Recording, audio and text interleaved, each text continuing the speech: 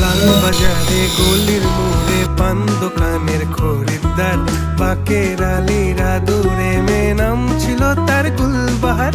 লাল বাজারে গলির মোড়ে পান দোকানের খরিদ্দার, বাকের আলীরা দূরে মে নাম ছিল তার গুলবাহার। নাম ছিল তার গুলবাহার, দেখতে ভারী চমৎকার, তুলনা যে হয় না তার হোসনে আরা গুলবাহার। বাকের আলী